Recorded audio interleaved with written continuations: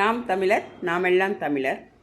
இப்போது தேர்தல் முடிஞ்சு வாக்கு எண்ணி ஒரு 4-5 நாள் ஆச்சுன்னு நான் நினைக்கிறேன். இப்போது கொஞ்சம் கொஞ்சம் நம்ம வீடியோக்கெல்லாம் நம்ம பார்க்கும்போது இந்த அணில் குஞ்சுகள் இருக்கு இல்லையா, அணில் குஞ்சுகள் அதுகெல்லாம் பேசின ஒவ்வொரு வார்த்தையும் பார்க்கும்போது உள்ளமெல்லாம் எரியுது. சரிங்களா, உள்ளமெல்லாம் எரியுது. எவ்வளவு தரக்குறைவா, எவ்வளோ கேவலமாக இந்த நாம் தமிழர் கட்சியில் இருக்கிற மக்களையும் சரி, சீமான் அண்ணனையும் சரி, அவ்வளோ மோசமாக என்ன சொல்லுவாங்க, இந்த எதுக்குமே ஆகாத ஒரு சல்லி இருக்குது பாருங்க, சல்லி. அந்த சல்லிகள்லாம் அவ்வளோ மோசமாக பேசியிருக்கிறீங்க. உங்களுக்கெல்லாம் என்ன தெரியும்? உங்களுக்கு இப்போ 3 வேளை சோறு கிடைக்குதுங்கிற திமிர்லையும் திண்ணக்கத்திலையும் ஆணவத்திலையும் நீங்கள் இப்போ ஆட்டம் போட்டிருக்கிறீங்க. கொஞ்சம் நஞ்சா பேச்சா பேசுனீங்க. எங்கே இப்போ 4 நாள் ஆச்சே, 4 நாள் ஆச்சே நீங்கள் போட்டு தூக்கி வச்சிங்கல்ல. அவருக்கு என்னாச்சு?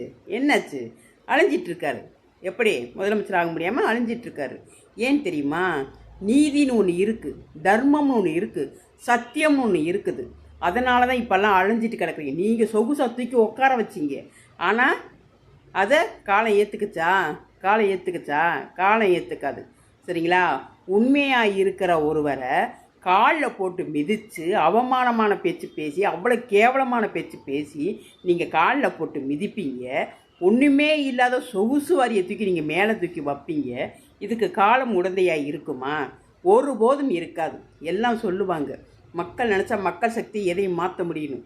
அந்த கருத்தை இனிமேல் மாற்றிக்கோங்க. காலம் எதை நிர்ணயிக்குதோ, காலம் எதை செய்ய நினைக்குதோ அதைத்தான் செய்யும். புரியுதுங்களா?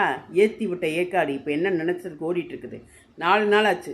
இனிமேல் சிஎம்மாகிறது ஆகாமல் போகிறது அது அதுக்கப்புறம். ஓகேங்களா? அது ஆகுதா ஆகலையான்றது அதுக்கப்புறம். ஆகாமலே போயிடுமா? அதையும் கூட காலம் நினச்சா செய்யும்.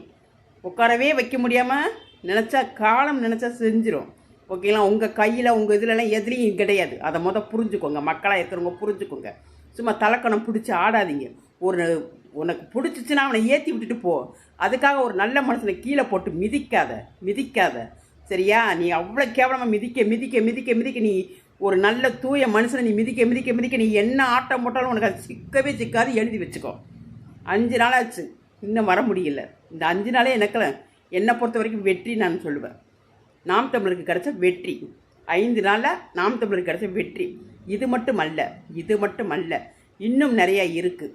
நீங்கள் யாரை கீழே போட்டு மிதிக்கிறீங்களோ அதை நீங்கள் உணர்கிற வரைக்கும் உங்களுக்கு கிடைக்காது. கிடைச்சாலும் அது சரியானதாக வராது. எழுதி வச்சுக்கோங்க. அணில் குஞ்சுகளின் ஆட்டமும் பேச்சும் சாட்டை திருமுருகன் ஓரளவுக்கு நல்ல விதமாக தான் பேசினார். எல்லாரும் அடிக்கும்போது நாம் ஒரு அடி அடிக்கிறதுல ஒன்றும் தப்பில்லை. அதுதான் சாட்டை திருமுருகன் செஞ்சது. ஆனால் அவரை நீங்கள் அவ்வளோ கேவலமும் ஏளனமாக பேசுகிறீங்க. எல்லோரும் அவரால் தான் எல்லாம் போச்சுன்னு. அப்போ இவ்வளோ கேவலமாக பேசுனாங்களே, போய் பாருங்கள், ஒவ்வொரு வீடியோவும் பாருங்கள். இவ்வளோ கேவலமாக ஒரு சக்தி மிகுந்த ஒரு மனுஷன் அவ்வளோ கேவலமாக பேசியிருக்காங்கல்ல.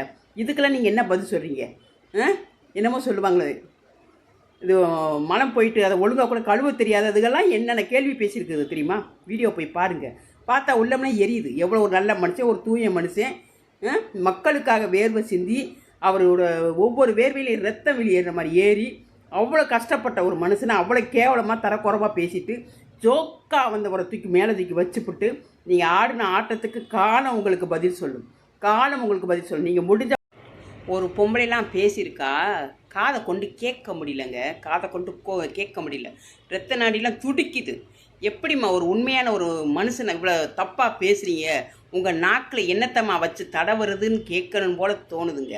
என்னவோ எப்போவோ வயசில் இருந்த பழகின ஒரு பழக்கத்தை அந்த பொம்பளை அதுக்கு தேவைன்னு சொல்லி 7 புருஷனை கட்டிக்கிட்டு அது போயிருச்சு.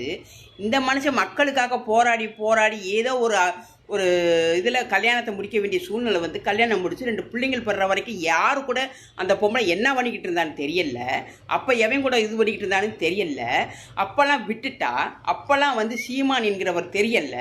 இப்போ மக்கள் எல்லாம் தேர்ந்தெடுத்து மக்கள் அவர் பின்னாடி போக அவர் மக்களுக்காக செய்ய அவளுக்கு அங்கே என்ன பண்ணுச்சோ ஏது பண்ணுச்சோ கடைசியில் வந்து என்னமோ பணம் பழுக்க காக்கா உட்காந்த கதையாக சீமான் மேலே வந்து உட்காந்துக்கிட்டான். இதுதான் என்னமோ சின்ன வயசில் இப்போ தான் வந்து எல்லாம் பண்ணது மாதிரி எப்பயோ பண்ண விஷயம் அதை போய் பிடிச்சிக்கிட்டு இப்போ உலகம் பூரா ஆட்டி படைச்சு அந்த மனுஷனை சின்ன பண்ணம் ஆக்கி அந்த குடும்பத்தை சின்ன பண்ணம் ஆக்கி அவ்வளோ மோசம் பண்ணி ஏய்யா வயசில் செஞ்ச ஒரு விஷயத்த ஒரு பொம்பளை வந்து சொல்லிக்கிட்டு இருந்தா இதெல்லாம் என்னையா தார்மீகம்? தமிழ்நாட்டில் இருக்கிறவங்களுக்கெல்லாம் கொஞ்சம் கூட புரியாதா? அதெல்லாம் வந்து தப்புன்றீங்க. ஒரு கல்யாணம் முடிச்சு பிள்ளை குட்டியை பெற்று கௌரவமாக வர்ற ஒரு மனுஷனை போய்கிட்டு எப்பயோ பழங்கின யார் உலகத்தில் நீங்கன்னா வயசில் ஒரு தப்பு பண்ணாமல் வந்தவங்களா? இது நீதி. இது விளக்கம் அதை கொண்டு அடித்து தமிழ்நாட்டு மக்கள் விரட்டணும். அதை விட்டுட்டு இதுதான் சமயம்னு சொல்லி ஒன்றுமே இல்லாத அந்த மனுஷனை பிடிச்சி ஆட்டி படைச்சிங்க. அதெல்லாம் உங்களுக்கு தப்பு. ஆனால் கண்ணுக்கு கண்ணா பொண்டாட்டி பிள்ளைங்க தத்ரூபமாக இருக்கும்போது உலகறிஞ்சு கல்யாணம் முடிச்ச ஒரு கல்யாணத்தை அதையும் விட்டுப்பட்டு ஒரு விவகாரத்தை ஆயிடுச்சுன்னு சொல்லி விவகாரத்தில் பொண்டாட்டி சொன்ன ஒரு விஷயங்களுக்காக அவன் வச்சிருந்த ஒரு பொம்பளையே கூட்டிக்கிட்டு வந்து நெஞ்சில் நிற்கிற மாதிரி நிற்கிறான்.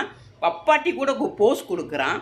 இதெல்லாம் உங்களுக்கு தர்மமாக இருக்குது. பொண்டாட்டி பிள்ளைகளை விட்டுட்டு கூத்தியாக கூட போஸ் கொடுக்குறவன் வந்து உங்களுக்கு ரொம்ப நல்லவனாக இருக்கிறானா?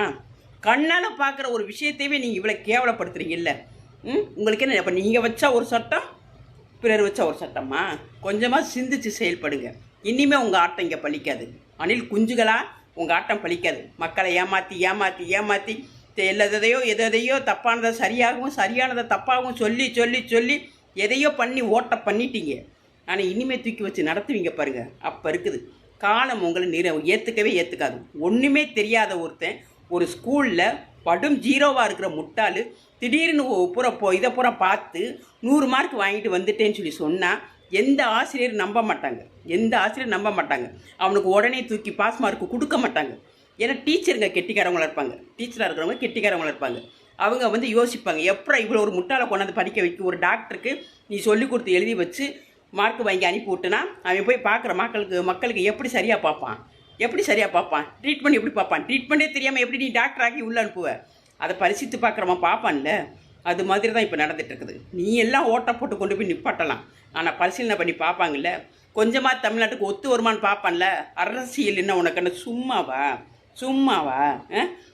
நடிச்சிட்டு குப்புரடிக்க படுக்கிறதில்ல. இது பெரிய ப்ராசஸ் மக்களோட கையில் இருக்கிறது. இப்போ நீ வந்து எல்லாம் பண்ணி ஆட்டம் போட்டு ஏமாற்றி வேலையெல்லாம் பார்த்து முடிச்சுட்ட. ஆனால் காலம் இருக்குது. உண்மையான காலம் இப்போ வந்துக்கிட்டு இருக்குது. அதுக்கிட்ட அவன் பாச்சா பழிக்காது. முடிஞ்சா அங்கே போய் உன் ஆட்டு. இவனால ஆட்டினீங்களே, ஒரு நல்ல மனுஷனை தூக்கி போட்டு காலில் மிதிச்சிங்கல்ல, இப்போ ஆடுங்கடா பார்ப்போம். எப்படியோ 5 நாள் வெயிட். அதுவே எங்களுக்கு சந்தோஷம். ஜெயிச்ச ஒரு சந்தோஷம். ஓகேங்களா?